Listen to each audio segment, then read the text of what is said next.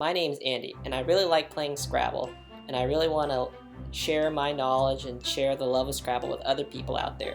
So what I'm going to do is I'm going to create a 7, or hopefully a 7-game series against Quackle, a supercomputer who's designed to play competitive Scrabble. And I'm going to show you how I do against the computer and what my thoughts are. And we'll release one game every day, hopefully, if time permits, over the next several days. It's best of 7 series, so this series could end early if the computer just annihilates me or if somehow I manage to beat the computer. This is a supercomputer that is really good, so I don't know how we're going to do, but we'll see what happens. And just leave comments of how you want me to improve this video series and stuff like that. And the way it's going to work is the first part of the video is going to be me just playing the game, and I'll have commentary, and then at the back half of the video is in-depth analysis of some parts of the game that I really want to highlight. And of course, you can watch part or none or all of the video, but if you really just want to see how the game goes on, watch the first half. If you want to see more in-depth analysis, you can watch the second half. So we'll see how we go. Thanks. Opening rack, not so good. Pretty terrible, actually. The best play I think we can make is probably, we'll just start off with Oxo. Oxo doesn't take an S hook, so I'm okay with that placement. It's not too great, but it's a fine play. Quackle exchanges 5 on its opening play, which is nice. We get a free play. And our rack is starting to come into form. We're starting to get more balanced rack. We could play something like, Dow here, which would leave tail. Or we could play something like low and leave ADIT. I'm not sure which one I prefer. I think I will prefer the D in this case. So I will want to play low over Dow. Plays 1. So again, we're just trying to groom our rack to get into a position where we can bingo eventually. Wow, okay. So Ox takes a Y or an O, so we have an O for Oxy, so that would be a nice nice play. We could play something like Patio here, actually, which would be a nice play. I'm actually starting to really like that play, Patio. Patio really opens up this board, and keeping ID, we'll go for it. Oh no, we got burned. This is a travesty. Oh my goodness. I can't believe this. So, one of the fears of doing something, by opening up a triple word score is your opponent could do something like this, where your opponent can hit both of these triple word scores at the same time, so their play gets multiplied by 9, and it's a bingo, so they got 50 bonus points on top of it. So we were up by a decent amount, and now we're down by 108 points, which is not a great way. Wow.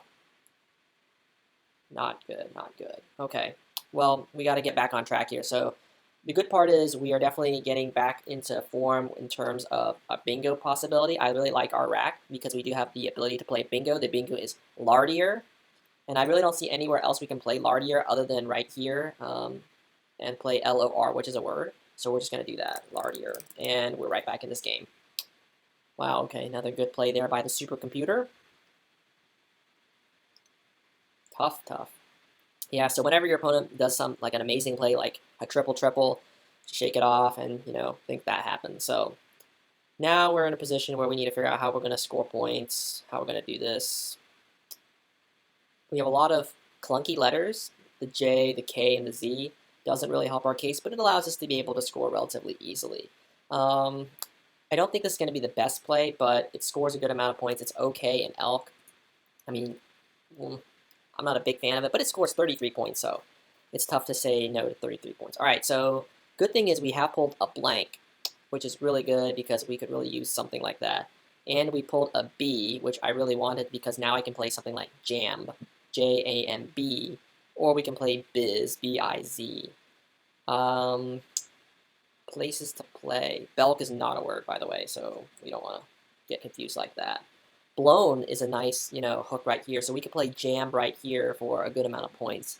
And unless I can find something better, I think we're going to stick with that. So we're going to play Jamb here for 31 points, keeping Z-I in the blank, which is a good leave. So another amazing play by the supercomputer, Osmond. I don't even know what that means, but we're still in control because we have the blank. The tricky thing is we're down by a bingo. There is another blank floating out there, so if Quackle also has that blank, it's going to be really hard for us to come back and win this game because that means Quackle's probably going to bingo also, and that's just tough for us to come back. We want to get rid of a lot of letters. We want to start cleaning up our rack again. So what we can do here is something like Wog and Grizz, which I really like because that opens up another, opens up this side of the board. It gets rid of the Z, and it scores a decent amount of points. So I'm going to stick with Grizz. 4 by, okay. And we have now pulled into many, many bingos. Good. So for example, we actually have a lot of good plays right here, so we could play something like Battlers or Bladders right here. Not sure which one I prefer. So we have 3 bingos through the B, Battlers, Bladders, and Brattles. So I'm just going to see them. See, they all look kind of basically the same. Yeah, they're all, for our intents and purposes, basically the same. We're just going to stick with this one. No, actually, I like Bladders, Brattles better. No, I want Battlers better because I figured it's harder to make a 5-letter word starting with an L than it is with a T, especially with a Q out there. If I put a T here, Quackle could come back with something like Trank, Tranq. Don't want that to happen. So we're going to play Battlers and get back in this game. 86 points. All right, so we have pulled the Q. We have pulled an S, so we are looking pretty good. Unfortunately, we don't have a U to play with this Q. I am a little bit worried about this S hook that now exists. We do have the last S. You can see from the unseen tile pool here, we have the last S. But there's a blank, so it's possible that Quackle has the blank, and he's going to set up something here. I do want to get rid of this Q, because this Q could be a problem. We don't really have many options to play this Q. I don't see an open I, but we do have an A here, so we can play something like QAT for 12 points. It's not amazing. I don't know. Maybe we don't need to get rid of the Q right away. You know what? Yeah, I'm going to take a gamble here. I'm going to play something like Osh. That's 21 points. And the reason why is Osh takes an E hook, so we're going to keep an E. And I'm looking at this, and I see 3 U's and 4 I's. So chances are we're going to pull at least one of them. And if we do that, we can use our Q for a lot of points, here at the triple lane or maybe here. And since we have the last S, we can do that. So we're going to take a risk here. And wow. So Quackle has played a bingo individual. Okay. Not amazing news for us, especially since we did not pull into the U or the I. We did pull some E's. So now we're down by 67 points again. So chances are we're going to need a bingo to win this game. There's a lot of places to play a bingo, though. We've still got this hook down here, and we still have nav, which takes a Y, and it takes an E, I believe. So this lane is very much open, which could be a good thing or a bad thing. So we have a choice to make. We can either dump the Q right here for, cat, for 22 points, but that would leave us 3 E's, and with almost most of the tile pool being vowels, we've got 16 letters unseen, and 9 of them are vowels. Chances are we're going to pull another vowel. So we want to get rid of a couple of these vowels, actually. So I'm going to do something that may or may not work out at the end. And I'm going to play something like VEE. And the reason why is this is going to fork the board. It's going to open up this hook while keeping this hook safe, and it's going to keep this open. And also, an E goes right here for CEE. CEE is another word for the letter C, so that is an option there. I'm not sure if this is the best play, but unless we pull in that U right now, we're going to lose. So let's play VEE for 6 points. Oh, is there anything that scores better? I don't really see anything. Yeah, we're just gonna stick with that and see what happens. Great. Okay, so good thing was we pulled a consonant in the R. Bad part is we did not pull the U, which we really could use right now. And we're down by 103 points. So we're in a case where, as much as I'd like to dump off this Q, it might be in our best interest not. Actually, you know what? Here's our solution. We're going to play QI for 47 points, keep an amazing rack, and hopefully we can pull into a bingo that our opponent cannot block. So we're going to do that. And, well, unfortunately that didn't. Oh, nope, we got it. All right, here's what has happened. So we have pulled into a bingo, errants, and as I said, this does take an E hook. The problem is we're down by 87 points, so, and he's got an E and a U on the rack, so that means we need to score 83 points to tie and 84 points to take the win. So we need to find some place to score 83 points to tie this game up.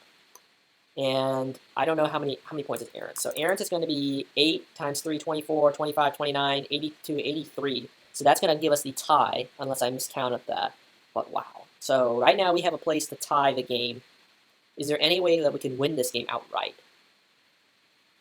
Let me count that again. So 7 plus 1 because this is a double lettered score. So that's 8 times 3 is 24 because of the triple word score. 24, 25, 29, 32, 33, plus 50 because it's a bingo. That would give us 83 points. That would put us at 470. And then we would get the value of, so what happens in Scrabble is the first person to use up all their letters gets a bonus. And the bonus is equal to the value of my opponent's rack times 2. So the E and the U are both worth 1 point. So that's 2 points on the Quackle's rack. Double that, that's 4 bonus points for me. So that would get me to 474. So this would tie us to the game. Wow, is there any way we can just win this game? I don't think so. I think Aaron's is our best play, so we're just going to do that and commit to Aaron's. And look at that. Game 1 of the 7-game series comes out in a tie. And I want to make it clear, ties are very, very rare. To put it in perspective, I think I played, roughly 800 career tournament games, and I've only tied maybe 4 times. So it's pretty rare. So what a good way to start this 7-game series. And yeah, 474 tie. And we did a good job to be able to come back from this triple start. We did get pretty lucky, getting our own bingo here and pulling into a bingo there. So, wow, we did a good job. Tied it against the supercomputer. See you tomorrow for game 2. What we're going to do here is we're just going to go back to a few critical positions in this game and really give it more of an analysis. So when I played the main game, I really wanted to not spend so much time, just do a little bit of commentary just so that if you were interested in just seeing what happened in the game, you could see what happened. Now I'm going to go back to analyze a few positions. So for those who don't want to see the analysis, this is basically the end of the video. For those who do want to see the extra analysis, stay on board. We're going to look at those critical positions. So the first position we're going to go to is right here. We're going to go to the position for me to play QI. So I said a little bit in the main segment about why I play QI. So let's take a look at the position I'm in. I'm down by 103 points right now. There are 10 tiles unseen. 7 of those 10 tiles are on Quackle's rack, since you always have 7 letters unless it's the end of the game, which means there are 3 tiles in the bag, which means that if I really want to be able to bingo on the next turn, in order to bingo, I need to have 7 tiles of my own. So if I need to bingo next turn, I cannot play more than 3 letters. Because, for example, if I played 4, I would only pull 3 new letters because that's all that's left in the game. The game's running out of letters. So that's why I need to play 3 or fewer tiles. The second point is I don't want to empty the bag. So what I mean by empty the bag, I mean I don't want the bag to be empty. Because what that allows the Quackle, the computer, to do is they'll be able to know exactly what I have.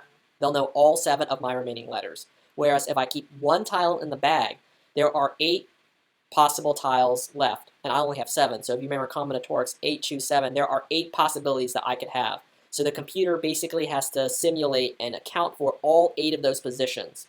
So by not emptying the bag, I have made it that much harder for the computer and any real human opponent to figure out what I will do, because they don't know exactly what I have. That's the reason why I don't want to empty the bag. It's just to prevent my opponent from planning ahead like that. The thing is, because I have a 103-point deficit, in order for me to have any shot of winning this game, I first need to bingo, but I also need to bingo and score enough points to make up the deficit. So there are 2 things that's going in my head. Number 1, I don't use the Q, so I can use it in my own bingo. If I do that, then my bingo will be worth significantly more. For example, if I kept the Q, and I used like the R and the I, and I drew the U and an E, I would have the word equates. Equates would play here, and equates would play here. Equates here would be about 26 times 3, 78, 82, 85. That would be 137 points. So that's just an example of why keeping the Q was an option. It would get me 137 points, which means that unless Quackle had a big 40-point play of its own, I would win the game that way. The problem with that strategy is I would need to pull a U and an E from this tile pool. Any other combination of letters would doom me. It would not make me win the game. For example, like if I drew the O or I drew the P instead of the U, I wouldn't be able to bingo. So it's a probability thing. If I play QI, I'll keep AERST. That's a great bingo-prone tiles to leave. That's why I did it. As you saw in the main segment, I did bingo at the end. If I keep AERST, the chances that I'm going to bingo next turn is really high. Now, the question is, bingoing next turn is one factor for me winning this game, but I also need to score a lot of points. So that's why I was able to play QI for 47 points right here. If QI was not available here for 47 points, I probably don't play it, actually. I'll probably fish for equates, to be honest. But because QI was available, I did the math, and I said QI scored me 47 points. That makes it a lot more doable for me to bingo. So what we're going to do is we're going to ask the championship player. So what this is going to do is we're going to see, and we're going to run some simulations to determine what the computer thought the best play. So here the computer has come up with 3 plays to win the game. So QI was the play we made, QIS, and QI. And here's the win percentage. So QI gave us the best winning percentage at 45%. So as I said before, keeping this rack gives us a high chance of bingoing. 45%. That's the percent that we're going to win the game, not just bingo next turn. Bingo next turn is probably a lot higher, but this gives us a 45% chance to win the game. That's pretty good. In fact, if we did the math, this looks like a repeating decimal to me, so that looks like it's 4/9. So it looks like that they're telling us that as long as, somehow it's a 4 out of 9 chance that we'll win the game outright by doing this. QIS, significantly worse, and the reason why is that empties the bag and it kills this lane for me. So if I played this, Quackle would probably, play something here or play here, and it just wouldn't be enough for me. And as you saw in the main segment, I needed to keep this triple lane open because that scores a lot of points.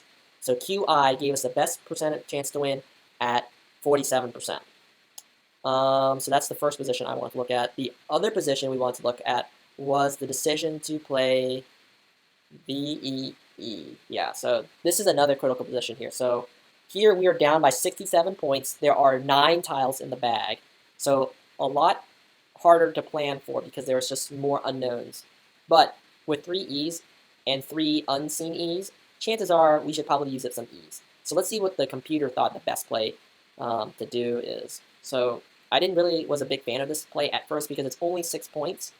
So here's what the computer said. It gave our play, it ranked 8th. So not too great, but still in the top, still one of the top plays to consider. And it gave us a 16% chance to win. They said the best play was CEE, which is so much better, actually. Yeah, that is so much better. Of course, I missed the hook here for 4 buy, and, that's just something I missed. So yeah, CEE there is so much better. It adds 8% to our winning probability. It scores 14 more points. It opens up another lane right here while leaving this untouched. So yeah, that is definitely better.